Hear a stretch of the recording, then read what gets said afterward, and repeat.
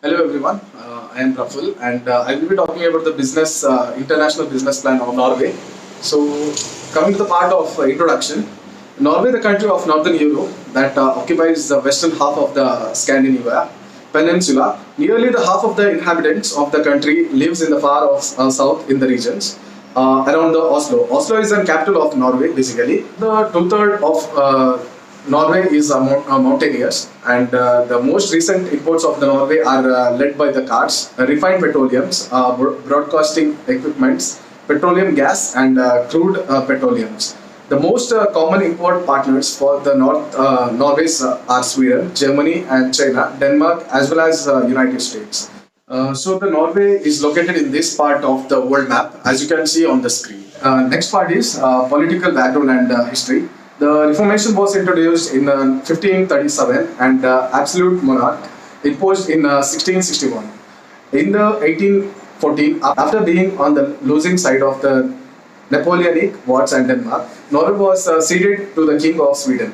By the Treaty of Kiel, Norway declared its independence and adopted a constitution, what is known today as Norway. The North meaning the way north, and after the country was united and came into be called as North. During the Middle Ages, this gradually became a North before ending up with the current North. The kingdom was established in 1872 as a merger of many petty kingdom and has existed continuously for 1149 years. From 1537 to 1814, Norway was a part of the Kingdom of the Denmark. Norway and the form 1814 to 1905, it was in a personal union with the Kingdom of the Sweden. So coming to the current situation, the politics of Norway taken place in a framework of a parliament and a representative democratic constitutional monarchy. Executive power is exercised by the Council of the State. The cabinet, led by the Prime Minister of the Norway, legislative powers is vested in the both government as well as the legislative. The sorting elected within the multi-party systems. The judiciary is independent of executive branch and the legislature. Coming to the defense part, the defense of Norway has three main lines of effort: national defense, the collective defense within the framework of NATO, North Atlantic Treaty Organization, and bilateral support and reinforcement arrangement with the close allies, reinforcing these lines of effort through investing in our armed force, support our overall defense policy goals.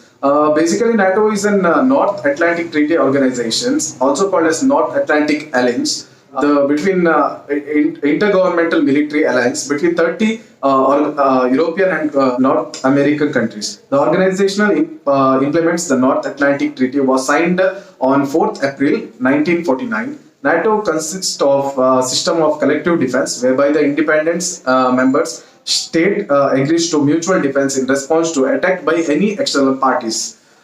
Main source of income and their spending patterns. Norway is one of the world's most prosperous countries, and oil and gas production account for 20% of its economic. Other important sectors includes by hydropower, fish, forest and minerals, state revenues from the petroleum and deposited in the world's largest wealth fund.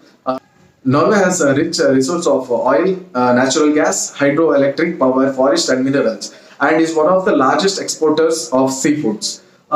Norway is world's 13th largest oil producer. The petroleum industry accounts for around a quarter of the country's GDP. Position of global market. Norway is world's third largest exporter of natural gas and 13th largest exporter of crude oil. Its largest merchant shipping fleets is one of the most modern amongst maritime nations and ranked the fifth largest by the value. Norway is located in the northern Europe and is a part of Scandinavia Peninsula. Thank you. Hello everyone, I am SAMARTH here before you to explain about the international business of Norway. The country is richly endowed with natural resources like petroleum, hydropower, fish, forests and minerals, and is highly dependent on its oil production and international oil prices. Norway is one of the world's most prosperous countries and oil and gas production account for 20% of its economy. Other important sectors include hydropower, fish, forests, and minerals. State revenues from petroleum are deposited in the world's largest sovereign wealth fund. Business culture. Norwegian business culture is based on Norwegian work values. One of the main values in focus on equality.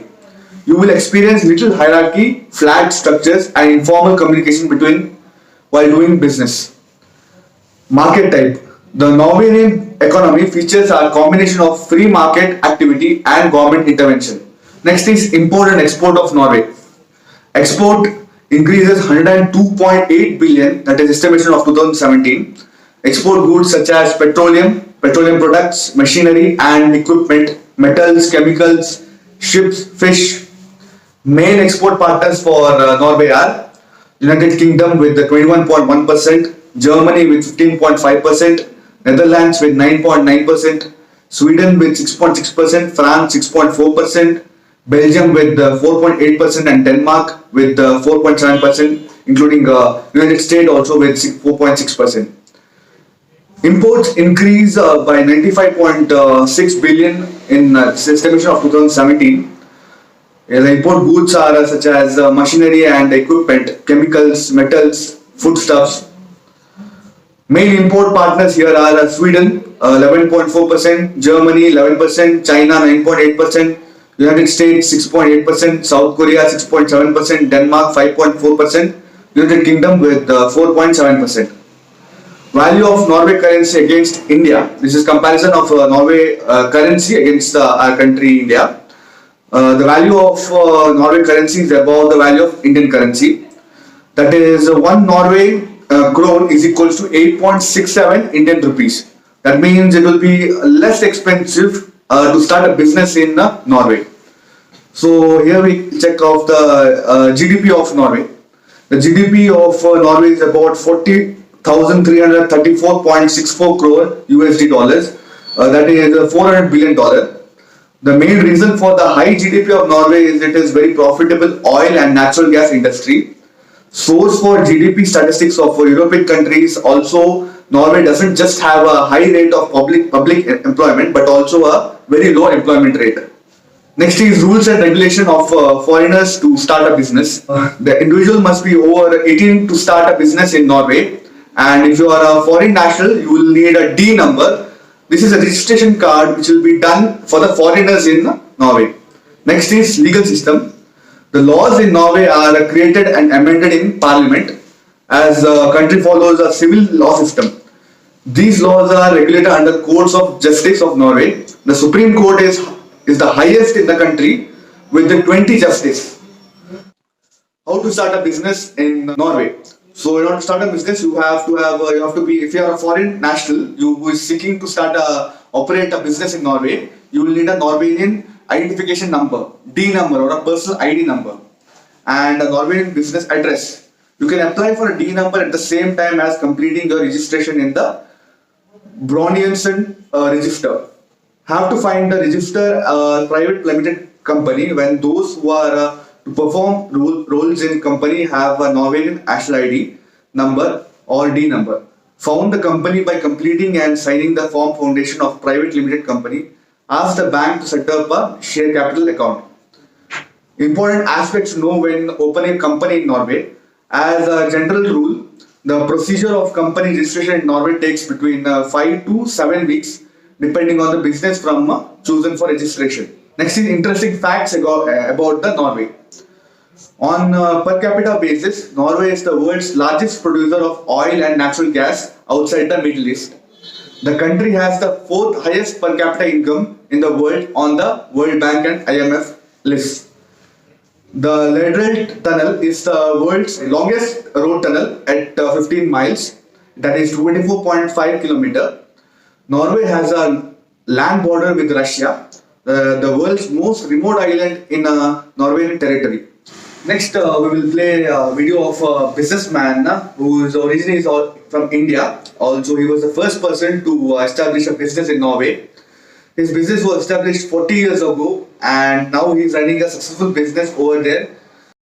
Hi everybody, First of all, I would like to thank the students of the Srinivas University for reaching us out. My name is Sarita and I am located in Oslo, Norway.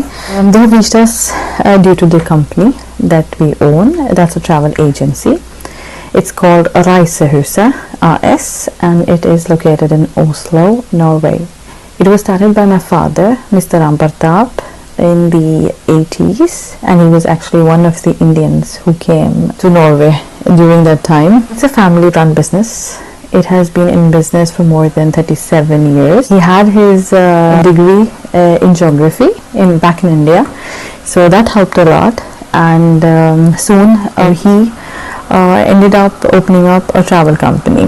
We have sustained a lot of struggles, obstacles, because back it was quite easy to sell, but now it's we had to compete the internet, we had to compete Corona, but due to the hard work he has put in and of course the staff all over these years, we have managed to sustain the clientele of a company. He has really worked hard for this company all these years. It's been almost 37 years. So yeah, that's the short brief story about the company.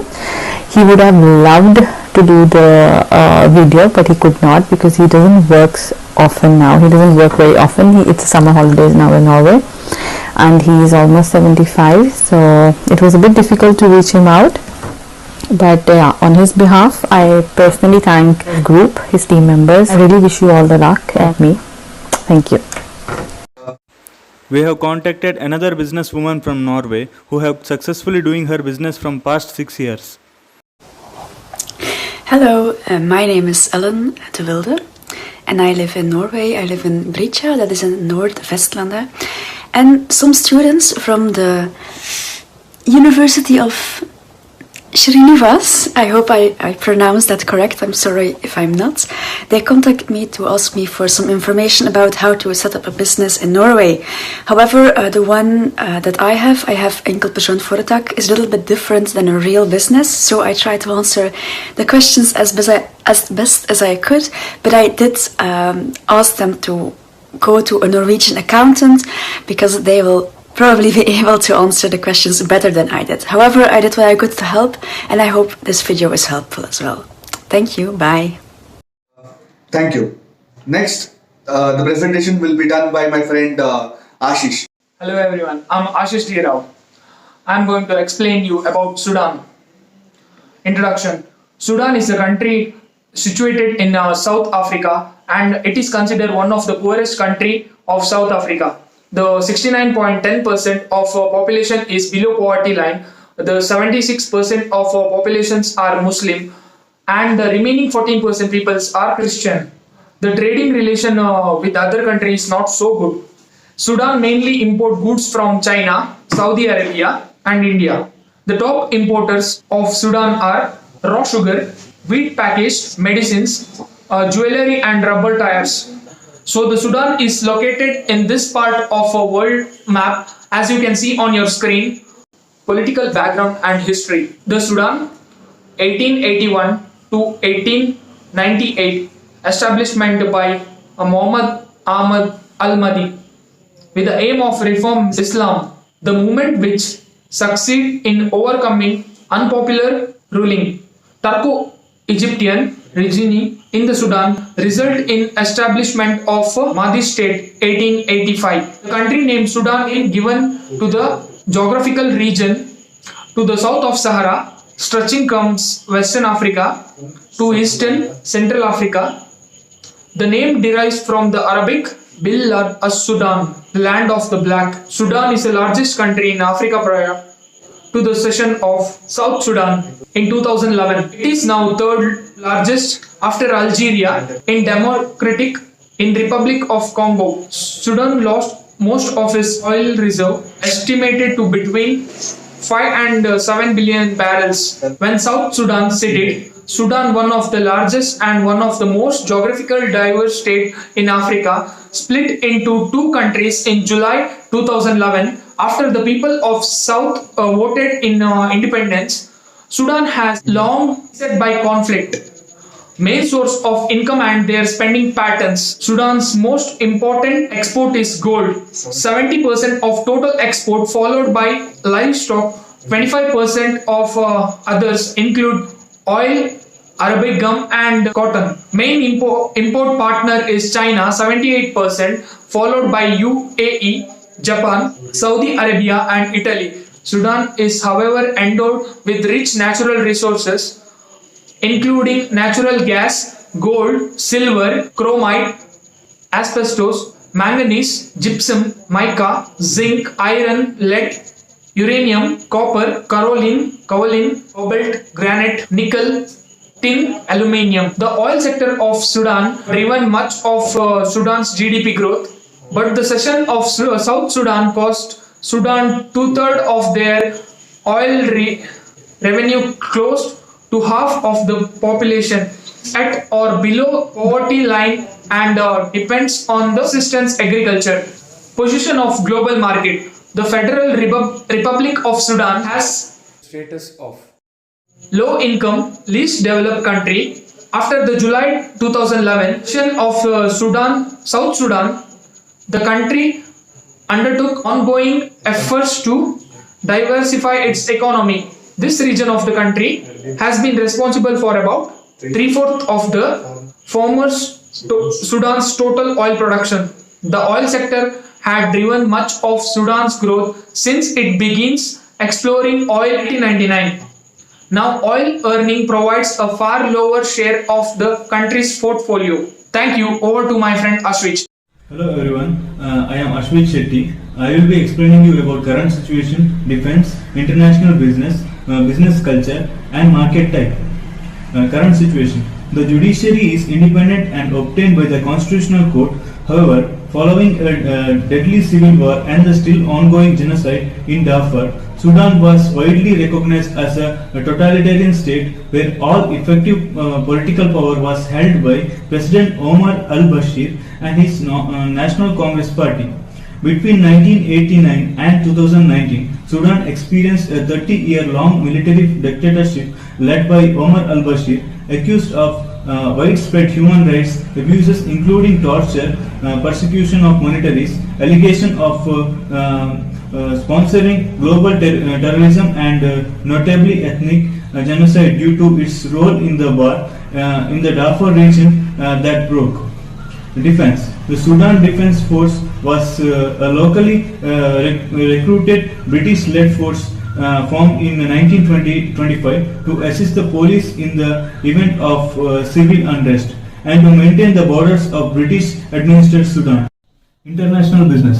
Sudan's most important export is gold, 70% of total export of gold, followed by livestock of 25%. Others include oil, Arabic gum and cotton. Main import partner is China, 78%, followed by UAE, Japan, Saudi Arabia and Italy. Business culture. Sudan's business culture is hierarchical with the highest ranking person having most decision making power. Address all workplace related problems discreetly to avoid embracing the person in question. Market type. Sudan has largely traditional economy in which the majority of citizens rely on agriculture and there is limited central planning by the government. Sudan is a member of League of Arab States and the common market to Eastern and Southern Africa. Thank you. I'm Sachin. I'm going to talk about export increase and import increase. Export increase 4.1 billion 2017 is export goods, gold oil and petroleum product, cotton, sesame, livestock, peanuts, gum, Arabic, sugar. Main export partners: United Arab Emirates 30.8%, China 18.5%, Saudi Arabia 14%, India 11.7%, Egypt 5.17%, Netherlands 4.29%, Indonesia 2.77%, Turkey 2.06%, South Korea 1.35%, France 1.32%. Next, import increase 8.22 billion goods, refinery and transport equipment, medicines, chemicals, textile, wheat. Main import partners China 30.7%, India 14.4%, United Arab Emirates 11.3%, Egypt 6.21%, Turkey 4.1%, Saudi Arabia 3.99%, Russia 3.63%, Germany 2.4%, South Korea 1.9%, Thailand 1.77%. Value of Sudan currency is above the value of Indian currency. That is 1 Sudan equal to 0.16 Indian rupees. GDP of Sudan. The GDP of Sudan is about 3051.35 crore USD. Rules and regulation to foreigners to start a business. In the country, foreign entrepreneurs can open limited liability companies, which practically do not differ in form similar structures in other states. Shareholders can be non-residents. The founders can be private and legal entities. Legal system. Sudan's National Investment Encouragement Act of 2013 promotes foreign direct investment and prohibits discrimination against foreigners in investments. All business must register with the Chamber of Commerce in order to obtain tax clearance and conduct certain commercial operations. Additionally, the Chamber of Commerce certificate is required to open a bank account. Only the certificate of incorporation is needed to register with the Chamber of Commerce. How to start? Time to open a business 34 to 35 days. Notarize the memorandum and article of association. Notify the taxation chambers. Register with the commercial registry. Apply for a tax identification number. Register for VAT. Register with the labor authorities. Enroll employees in social securities. Given the recent lifting of a majority of sections and with the impending lifting of the remaining sanctions, Sudan offers unique investment opportunities and a welcoming business climate for a natural resource or mining industry, the agricultural industry, the livestock industry as well as others. Sudan is an emerging investment opportunity, offering access to one of the few internationally untouched markets. Thank you. Hi, Rakesh here. I'm going to explain you about the comparison of Sudan and Norway. Health. So, live 15.6 years longer in Sudan. The average life expectancy is 66 years.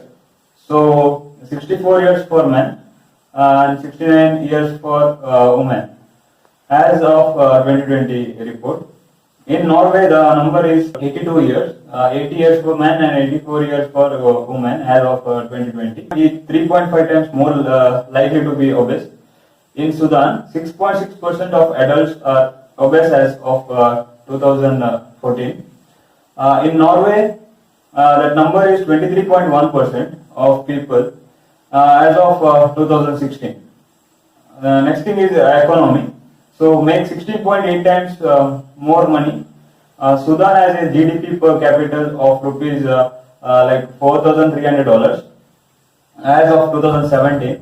While in Norway, the GDP per capita is $72,100 as of 2017. So B, 78% less likely to be unemployed. In Sudan, 19.6% of adults are unemployed as of 2017. In Norway, that number is 4.2% as of 2017. So, pay of 2.6 times higher top tax rate. So, Sudan has top tax rate of 15.0% as of 2015. In Norway, the top tax rate is 38.5% as of 2017. So next thing is life. 99.3% less likely to die duration childbirth. In Sudan, approximately 295.0 women per 1 lakh birth die during labor of 2017.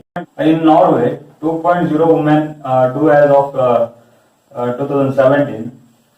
then 94.0% less likely to die during the infancy. So in Sudan, approximately 41.8 children die before they reach the age of 1 as of 2020. So in Norway, on the other hand, 2.5% of children do as of 2020. Next thing is have 63.9% fewer children. In Sudan, there are approximately 33.8 babies per 1,000 people as of 2020. In Norway, there are 12.2 babies per 1,000 people as of 2020. So basic needs be 2.2 times more likely to have access to electricity. In Sudan, approximately 45% of population has electricity as of 2017. In Norway, 100% of population do as of 2016.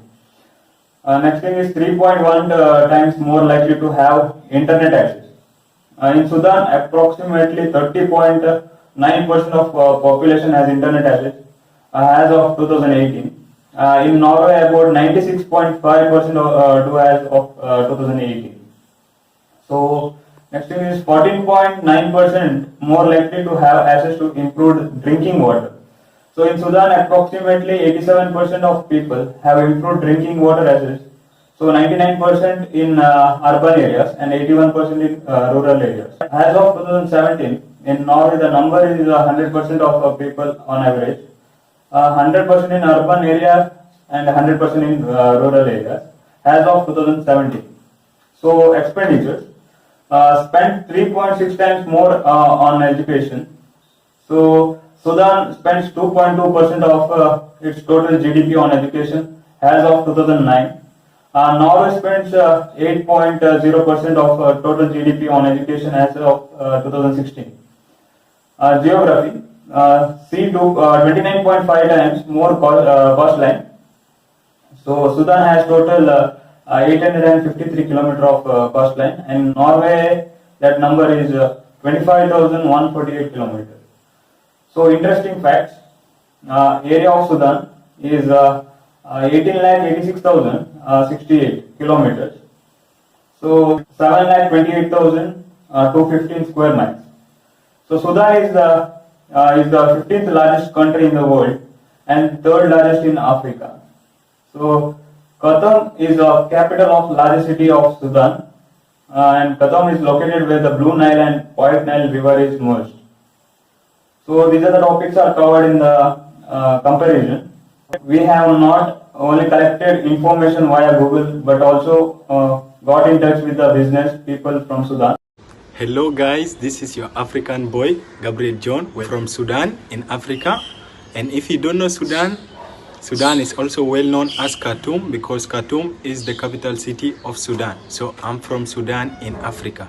Okay guys, today some student from Srinivas University has contacted me regarding business setup in my country Sudan, and I have already shared with them and explained to them some rules and regulation regarding business setup in Sudan.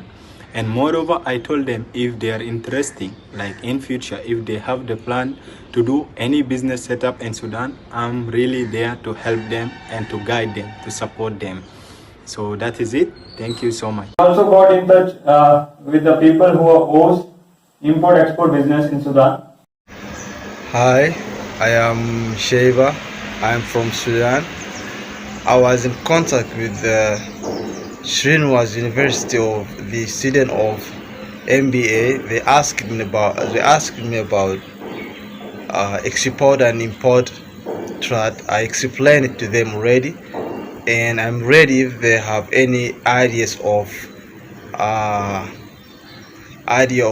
importing or exporting things from Sudan. I'm ready to help them. Yeah, that's it. Thank you.